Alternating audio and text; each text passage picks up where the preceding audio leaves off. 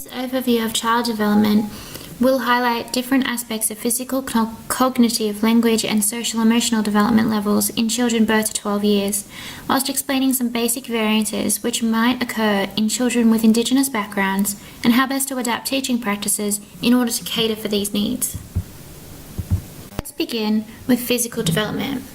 A lot of physical changes occur from birth to 2 years of age and continue at a somewhat rapid rate until a child reaches 5 years of age. At this age, child's growth is less visible, they become more proportionate, and they focus more on gross and fine motor skills. Young children begin by developing gross motor skills, that is, skills which require big movements which help them move through their environment safely.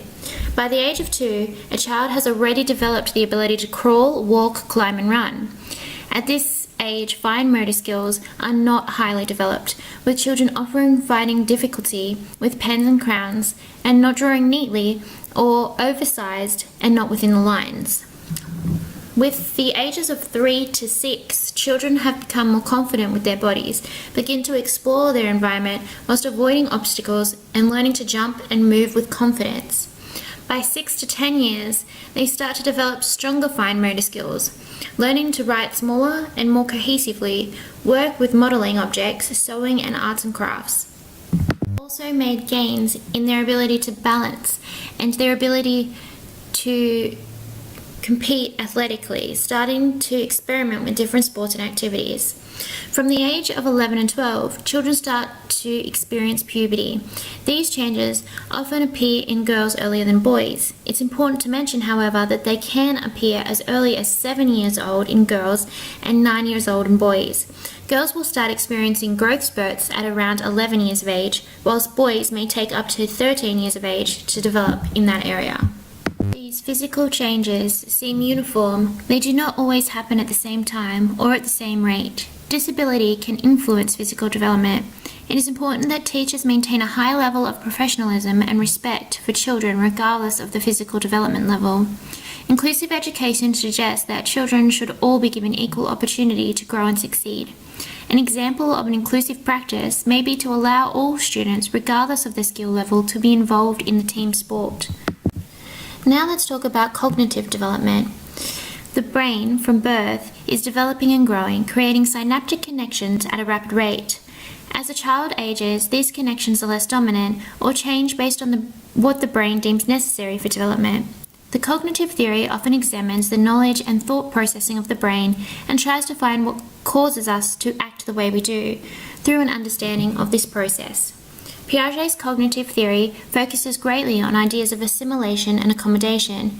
This means Piaget believed information from the environment is assimilated by the mind and changes occur within existing mental structures in order to accommodate the new information. This, according to Piaget, begins at birth and continues in overdrive during early and middle childhood.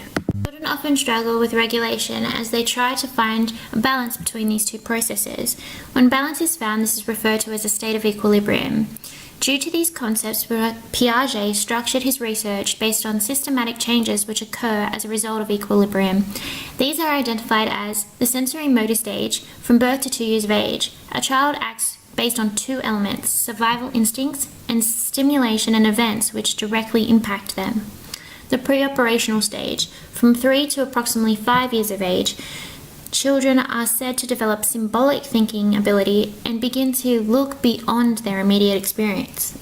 Creating concrete operational, 6 to 10 years of age, they begin to think logically. According to Piaget, by the age of 8, children are able to develop mental representations which operate on logical rules. This is why, at this stage, they believe rules are law. And finally, the formal operational stage, which does include 11 and 12 years olds. The formal operational stage describes children to be more open to processing information. They examine content in more detail and are more likely to view rules as negotiable. Vygotsky adds an interesting element to the research, suggesting a more relationship-based approach. He stated through his research that children development is focused on an environmental support needed to progress and highlights the idea of a zone of proximal development, that is, an area beyond the current capability which a child can achieve with assistance. Important also is literacy and language aspects of development. Children begin crying and communicating from birth. However, their language skills are shaped by the experience and those around them. Educators will often come across diversity within the area of language development. For example, an Indigenous child may not have access to resources and may be bilingual and therefore have English as their second language. In this case, the child, whilst extremely capable, will not have the access to what helps create emergent language. Educators should remember catering for diversity may require differing techniques. One example may be in 6 and 7-year-olds, encouraging creativity within oral language and allowing them to express themselves with storytelling. Let's move on to social and emotional development. Erikson's theory about social emotional development presents the soft stages of development. This means infants, children, adolescents, and adults may not move through these stages, or perhaps may have developed some skills but not all the skills for each stage. Infants learn through people around them and the relationships they have. They go through the trust versus mistrust stage. During this stage, children are developing a sense of trust for those whom show them care. Educators may be able to provide a caring and safe learning environment to assist children's development of trust, whilst also creating consistency, always having a particular carer available for a particular child. Toddlers learn whether they should act with freedom or autonomy within their environment, whilst also learning about shame and doubt.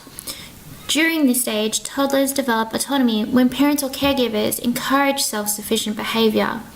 If educators respect cultural diverse answers and activities rather than initial correction, children will feel as though their actions were respected. Initiative versus guilt is addressed during preschool.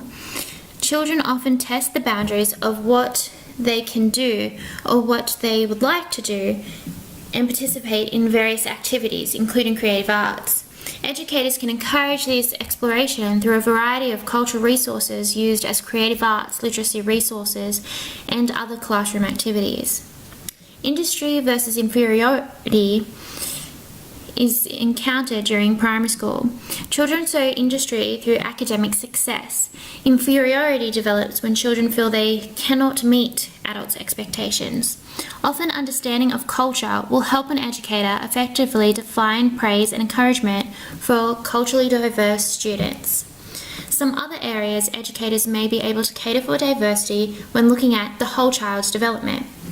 Children with Indigenous backgrounds may have a low socioeconomic status and be unable to attend preschool or have access to reading materials that other children have access to. Educators in the early childhood setting could remember this and not act with prejudice or disrespect for different cultures and beliefs. Also encourage different ways of storytelling as a means to develop literary skills.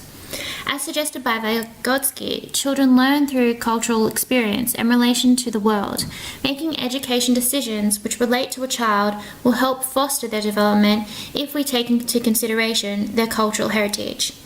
Within social development, children with an Indigenous background sometimes display delays in self-regulation. However, may develop socially and emotionally if educators encourage self-sufficiency within the education setting and openly communicate with children. Some children may need assistance for developmental delays and disabilities. It is an educator's responsibility to raise concerns in regards to developmental issues in a professional and respectful manner. If children have been diagnosed with disability, they may require adaptation to curriculum or teaching practices within the school setting. Within the primary school setting, teachers can adapt learning environments, assessments, and styles to cater for culturally diverse students. Some of these ways may include timing, scheduling, setting, presentation, and response. Important to value every child and supply them with equal opportunity in order to encourage success.